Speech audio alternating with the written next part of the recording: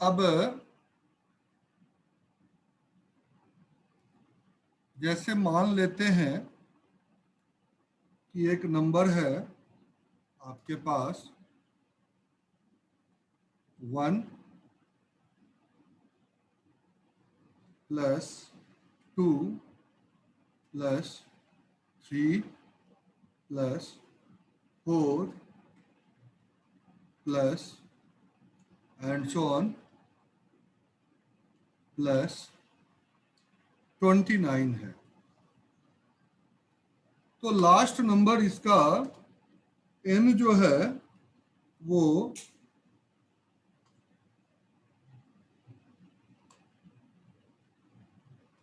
29 है। तो सूत्र के अनुसार सम क्या होना चाहिए? सम होना चाहिए सीधा सा हम 29 इंटू 15 कर सकते हैं। सीधा 29 इंटू 15 कर सकते हैं। अब इसके पीछे जो लॉजिक काम किया वो है 1/2 मल्टीप्लाई 29 ब्रैकेट 29 प्लस 1। ये लॉजिक जो है वो काम करता है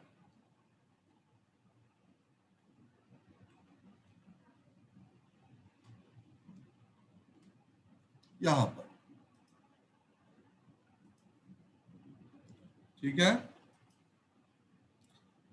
तो सीधा हम आंसर यहां पर लिख सकते हैं।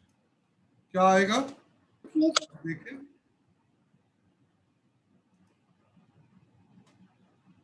कितना आना चाहिए आंसर?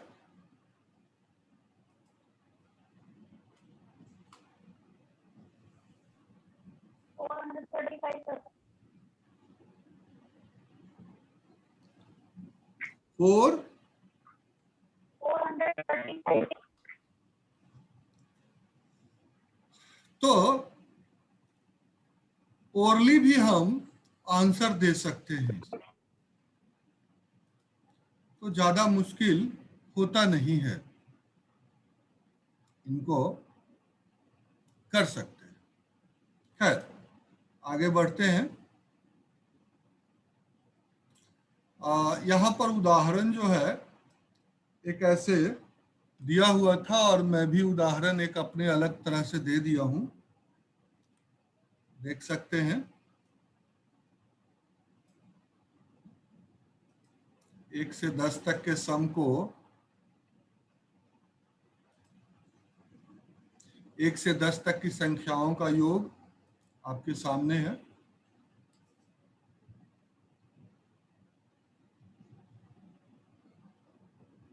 तो एक उदाहरण यहां से हम लोग ले चुके थे।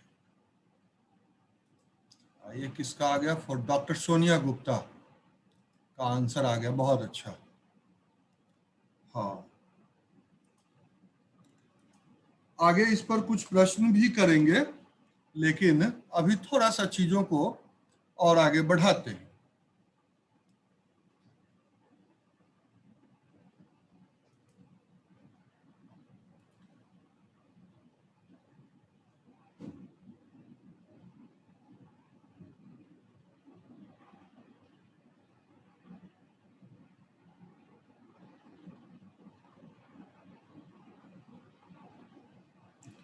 अब थोड़ा सा इस पर हम विचार विमर्श करते हैं कि अभी जो एक एग्जाम्पल मैंने रखा है आपके सामने, 11 इंटू 5 हुआ है, कैसे इस पर विचार किया जा सकता है? इस नियम की सत्यता को थोड़ा सा हम परखते हैं और आगे इस पर चर्चा करते हैं। देखें, जब हम 1 से 10 तक लिखते हैं संख्या, तो ध्यान दें 10 प्लस 1 लास्ट नंबर और फर्स्ट नंबर का ऐड 11 हो गया, सेकंड लास्ट और सेकंड नंबर का ऐड 11 हो गया, और 8 और 3 11 हो गया, आगे से तीसरा और पीछे से तीसरा नंबर। इस प्रकार 7 4 11 6 5 11 कुल मिलाकर के 5 11 के जोड़े लिखना यहां थोड़ा गलत है, 5 11 बनते हैं, तो 5 बार 11 को प्लस कर दीजिए या 5 से मल्टीप्लाई कर दीजिए, आपका आंसर। ये सब विश्लेषण हमारे प्राचीन गणितज्ञ कर चुके थे, यानी अब इस बात से ये स्पष्ट हो जाता है कि हमारे गणितज्ञ सिर्फ मौखिक चीजों को नहीं देते थे।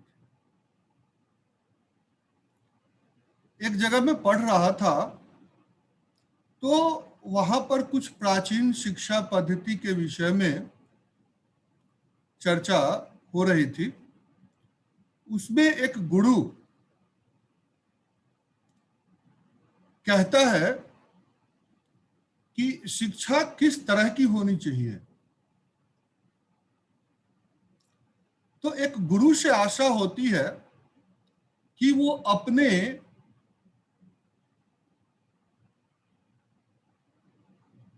जो प्रारंभिक गुरु रहे हैं उनके द्वारा लिखित अलिखित ज्ञान और उस ज्ञान के आधार पर जो प्राकृतिक पेड़ पौधे, पशु पक्षी, वन्य जीव, सजीव या निर्जीव, इन सभी से जो उन्हें अनुभव प्राप्त हुआ है उसको उस ज्ञान में शामिल करें और उस अनुभव को अपने शिष्यों के सामने प्रदर्शित करें, करके दिखाए। यानी यहां प्रयोगात्मक बातें हो रही है, प्रायोगिक बातें हो रही है, और ये प्रायोगिक शब्द पर हम थोड़ा ज्यादा बल दे रहे हैं। आज आधुनिक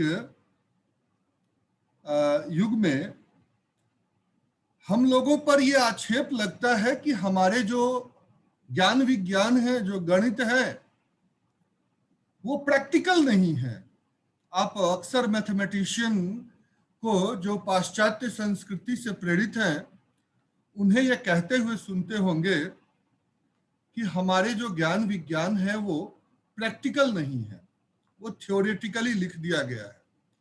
लेकिन अभी जो हम आपको कहने जा रहे हैं वो इस बात को स्पष्ट करता है कि ज्ञान सिर्फ मौखिक या लिखित ही नहीं था, प्रायोगिक भी था। तो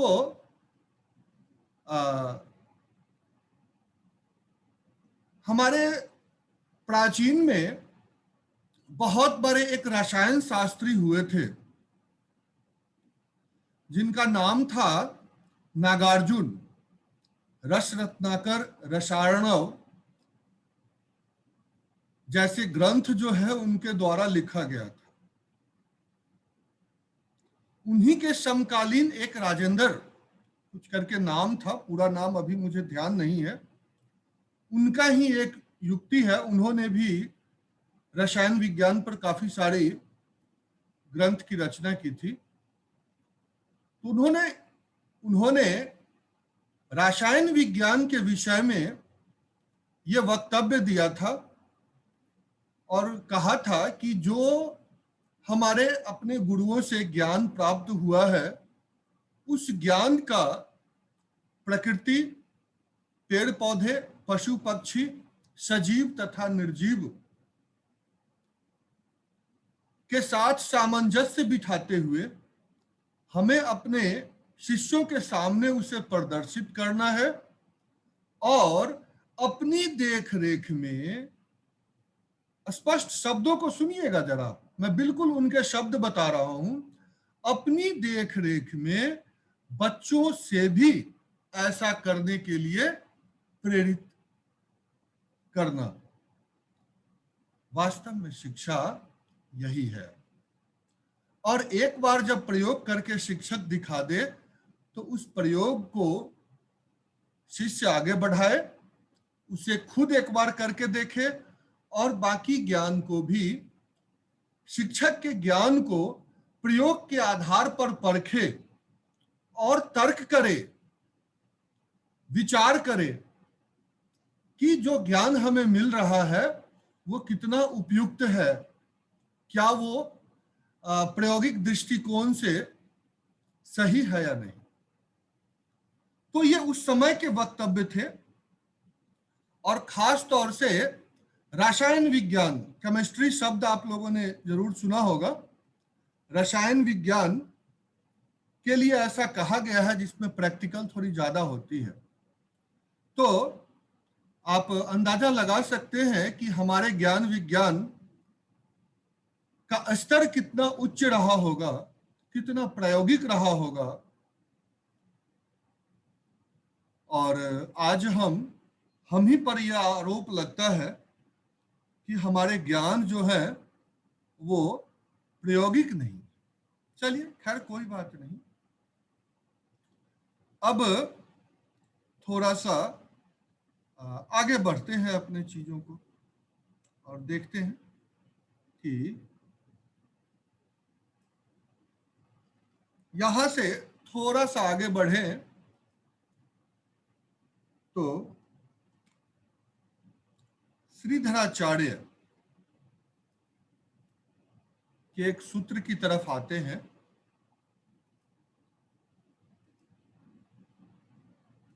और देखते हैं कि इन्होंने आखिर में कहा क्या है।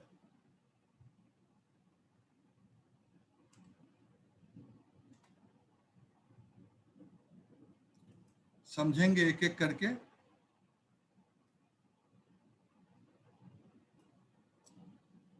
श्रीधराचार्य ने अपने ग्रंथ त्रिशीतिका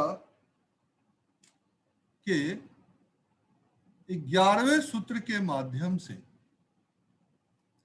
ये कहने का प्रयास क्या किया है, ये जरा देखें। रूपादि द्विश्चय पद समासो वा। स्पष्ट क्या है इसको देखते हैं। स्पष्ट रूप से ये कहना क्या चाहते हैं।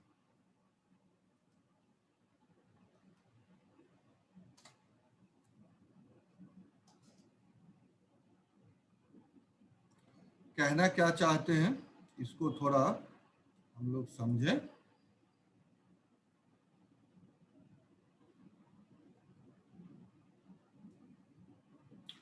रूप शब्द जो है वो किसके लिए आता है? शब्द कूटांक में जाइए तो रूप शब्द एक के लिए आता है। देखें किस प्रकार कूटांकन का प्रयोग है। एक से लेकर क्रमिक धनात्मक विषम संख्याएं, विषम संख्याओं का जोड़ उन पदों के वर्ग होता है। अब सूत्र क्या प्राप्त हुआ वो देखें तो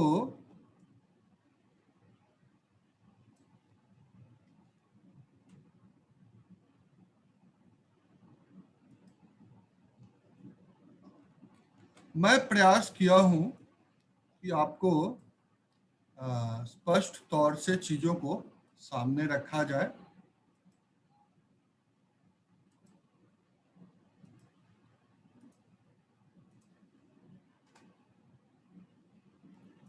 यानी पदों की संख्या का वर्ग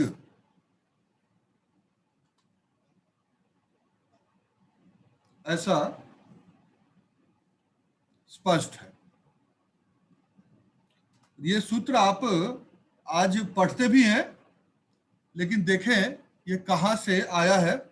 इसी श्लोक का जो है ये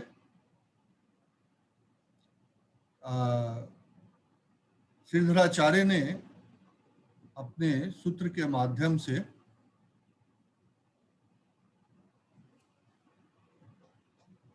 कितना छोटा सा है श्लोक, और एक सूत्र को ये अपने आप में समाहित करता है। पीछे भी मैंने कई बार चर्चा कर रखी है कि शिक्षा का सबसे अच्छा माध्यम जो है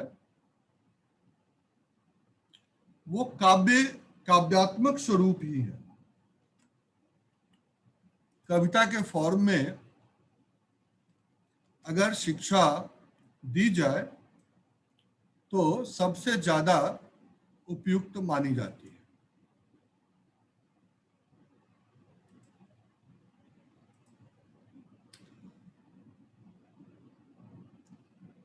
यजुर्वेद में जो आपका दिया गया था ऊपर 18-24, जो हम सबसे पहले ये पढ़े थे, यजुर्वेद, ऋग्वेद के बाद यजुर्वेद का 18-24, एकश्च में त्रिश्च में त्रिश्च में पंचमे पंचमे च सप्तमे, यहीं से इन चीजों को आपके सामने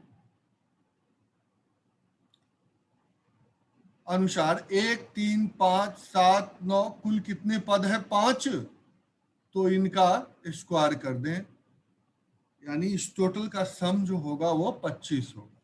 25, 1 + 3 + 5 + 7 + 9, 5 टर्म्स है, तो नंबर ऑफ टर्म्स जो है वो स्क्वायर हो जाता है। ये अब यहां देखें श्रीधराचार्य के श्लोक और यजुर्वेद के श्लोक का किस प्रकार आपस में समन्वय देखने को मिलता है। ये बहुत ही इंपॉर्टेंट बातें थी जो आप लोगों को ये सामने मैंने रखा है।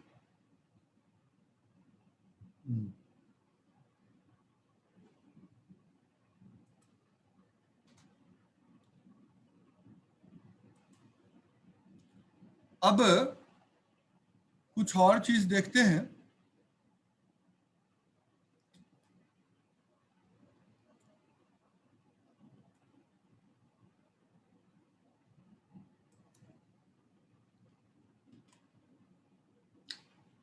थोड़ी सूत्रों को आगे बढ़ाते हैं, इस पर चर्चा भी होगी और बातें।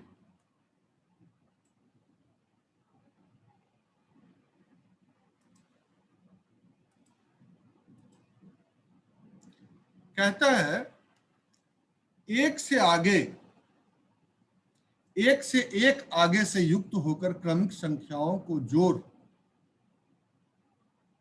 के द्विगुणित में से अंतिम पद घटाने पर अवश्य ही अंतिम पद की वर्ग संख्या प्राप्त होगी। अब वो 1 से लेकर 10 का 2 गुना -10, आप देख लें। तो इसको एक बार प्रयोग के स्तर पर आप एक बार परीक्षण कर लेंगे, ये सही लिखा गया है कि नहीं। सर इसको पहले वाला जो था 5 इसको आया इक्वल टू 20, तो वो एक बार थोड़ा सा बता दीजिए इसके बारे में।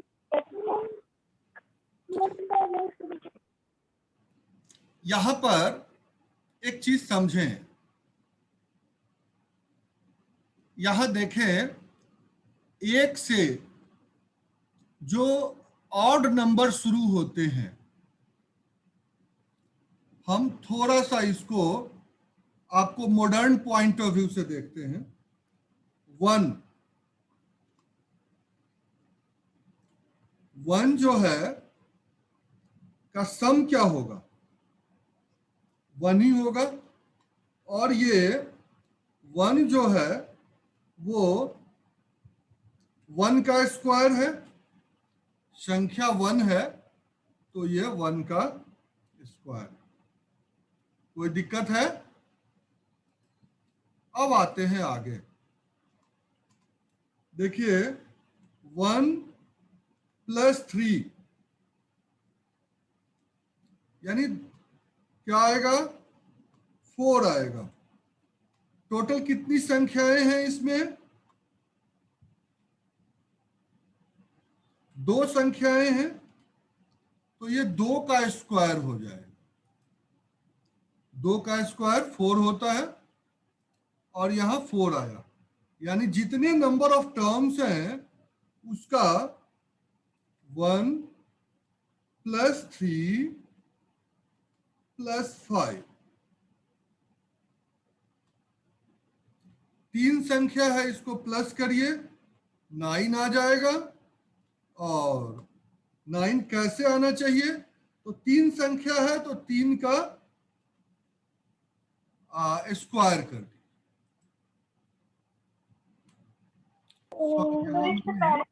पावर 4 लिख दिया धोखे से, ठीक है। आगे बढ़ते हैं।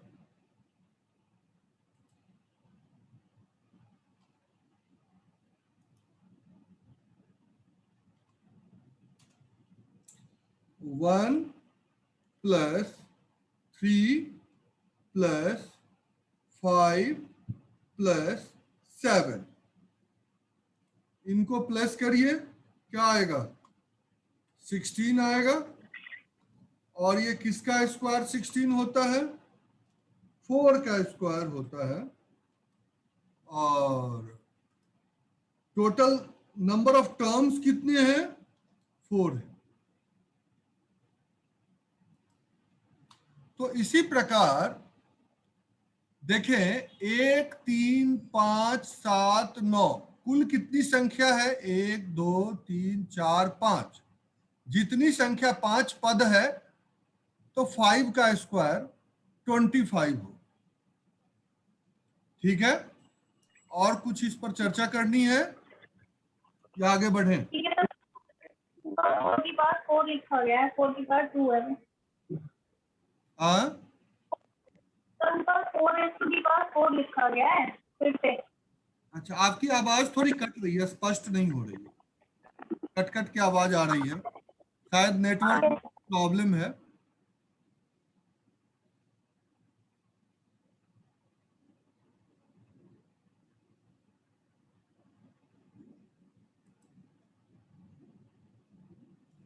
कोई नहीं, तो इसको भी एक बार आप लोग परख लेंगे। जो हमने लिखा है 2 1 + 2 + 3, इसमें 10 का स्क्वायर होता है, ऐसा जो है वो आप देख लें। आगे बढ़ते हैं। तो अब जो सूत्र हमने दिया था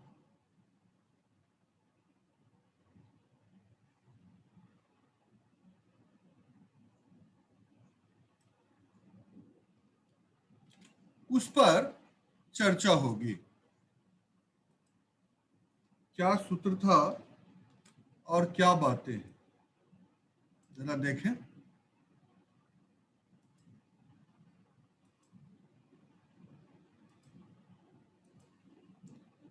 अभी जो सूत्र है ये समीकरण को पुष्ट करता है 1/2 n इंटू n + 1/n, यानी 1 2 + 3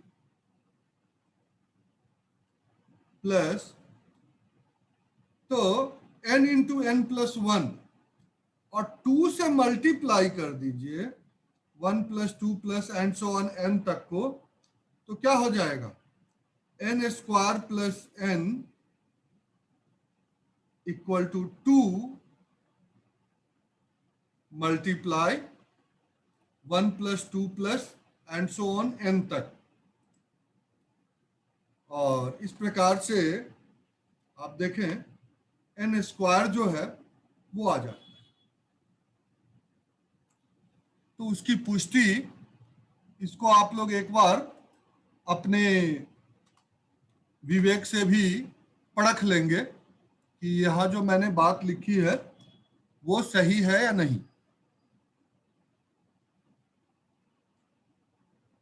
ठीक है, तो आपका एन स्क्वायर जो है इस प्रकार भी आ जाता है।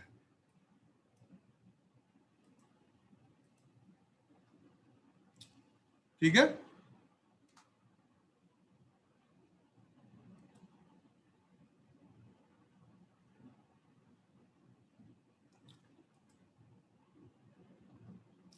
कुछ और चीजों को हम देखते हैं। एक दो टॉपिक को और देखें, आपको और ज्यादा स्पष्ट होगा। थोड़ा सा और इसमें से कुछ इंटरेस्टिंग फैक्ट्स निकालते हैं। काफी सारी चीजें जो है वो आपस में मिल जाती है। अब देखें, 1 से लेके, ध्यान दें यहां 1 2 1, 1 से एक आगे गए और फिर वापिस 1 पर आए, तो बीच का नंबर क्या है? 2 है। तो इनका सम क्या हो गया? 2 का स्क्वायर हो गया 4। अब इसी प्रकार इसको अगर और आगे बढ़ाए 1 2 3 2 1, तो बीच का नंबर 3 है, तो 3 का स्क्वायर 9 हो गया। उसी प्रकार 1 2 3 4, फिर 3 2 1 तक गए, बीच का नंबर 4 है, तो 4 का स्क्वायर। तो मतलब आप इसको और भी आगे बढ़ा करके देख सकते हैं। कुछ इंटरेस्टिंग फैक्ट्स जो है वो कैसे नंबर सिस्टम, यानी संख्याएं अपना खेल कैसे करती है, बस इसी चीज पर जो है हम आगे रखते हैं। ठीक है, थोड़ा सा और आगे बढ़ा जाए। अब जो समीकरण आपको दिया गया है उससे कई बातें सामने आती हैं। जो निकल के सामने आया वो कुछ ऐसी बात, देखें, मम्मी से पूछो।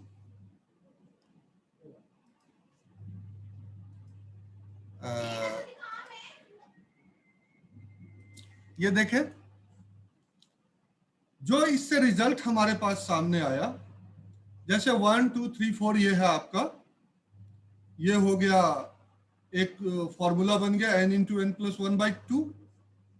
ऐसा इवन ऑड नंबर के विषय में हमने पढ़ रखा है, अभी ऊपर देखा है। सपोज करें कि इवन नंबर हो तो क्या होगा? 2 4 6, तो सीधा आप n इंटू एन प्लस 1 कर दें, तो ये जो है एक और सूत्र। तो इस प्रकार हमें 3 सूत्र प्राप्त हुए। नेचुरल नंबर का सम, उसके इवन नंबर का सम, और इवन नेचुरल नंबर और ऑड नेचुरल नंबर का सम जो है, 3 चीजें हमें जो है प्राप्त हुई है। ठीक है, तो और यहां देखें, एक चीज कॉमन है, वैदिक गणित का सूत्र एकाधिकेन पूर्वेन। एकाधिकेन पूर्वेन जो है यहाँ पर कॉमन है, और ये हर जगह तीनों सूत्र में लगभग लागू हो रहा है, क्योंकि इसके फंडामेंटल्स में ही लागू हो रहे हैं। और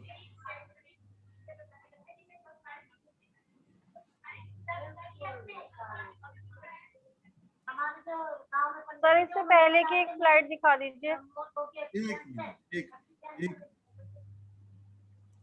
अभी चलेंगे, चिंता ना करें। पहले मैं थोड़ा कर लूं।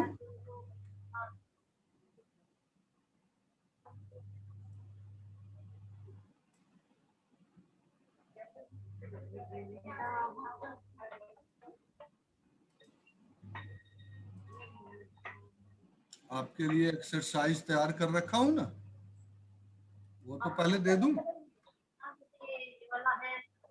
चलिए इसका पहला वाला स्लाइड देख लीजिए, यही देखना है ना?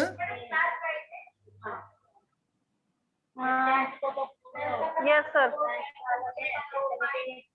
ऐसे ये रिकॉर्डिंग हो रही है और रिकॉर्डिंग यूट्यूब पर अवेलेबल हो जाएगा। आज हमने इंटीग्रेशन पूरी डाल दी है और कल डेरिवेटिव के एप्लीकेशंस डाल दिए थे, और एक एक करके आज से कल तक में सारे के सारे वीडियो डल जाएंगे, चिंता करने की जरूरत नहीं है। ठीक है सर, इससे नेक्स्ट भी दिखा दीजिए। हाँ, इससे पहले के ये देखिए,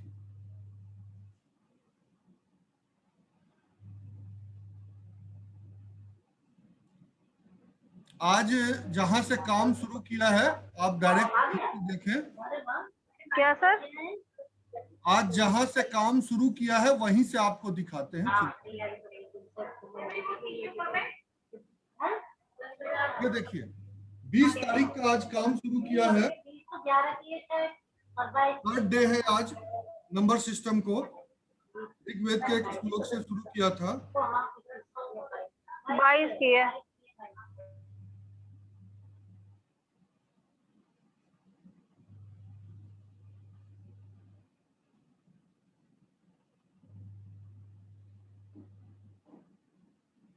उसके बाद एक यजुर्वेद के श्लोक पर आया और यहां से हमारे नंबर सिस्टम शुरू हो गया। यानी नंबर सिस्टम के आपको स्पष्टता जो है ऋग्वेद से ही शुरू हो जाती है, उसका उद्गम। और जैसे जैसे आगे बढ़ता है चीजें जो है स्पष्ट होती चली जाती है। जितना ज्यादा जो है गणितज्ञों ने इस पर काम किया है, अपने अपने अनुसार से चीजों को आगे बढ़ाते गए हैं। और ये तो हम देख ही रहे थे जो चर्चा हुई है, और फाइनल ये रहा। अब यहां एक्सरसाइज है, इसको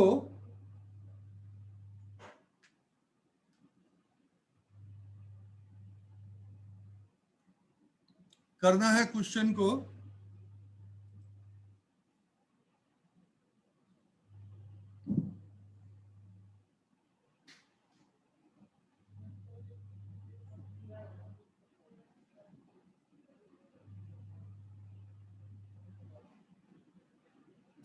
पूरा का पूरा एक्सरसाइज एक पेज में है।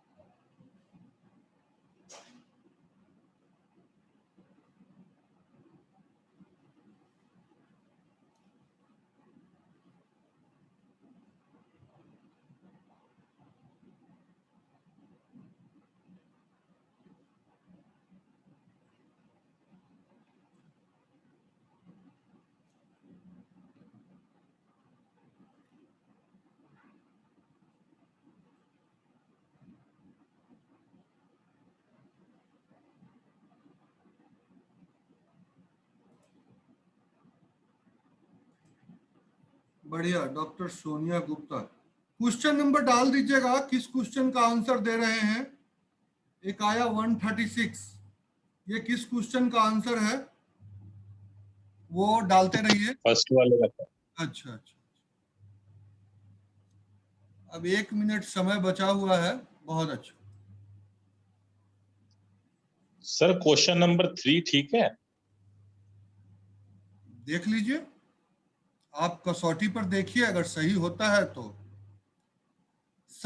प्रथम 7 सम संख्या और 7 विषम संख्याओं का गुणनफल ज्ञात कीजिए।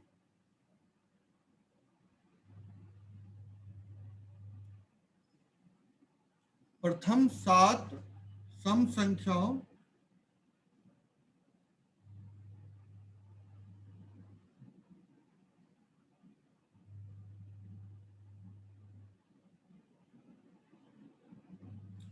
गुणनफल, 1 मिनट, गुणनफल का योग ज्ञात कीजिए, का योग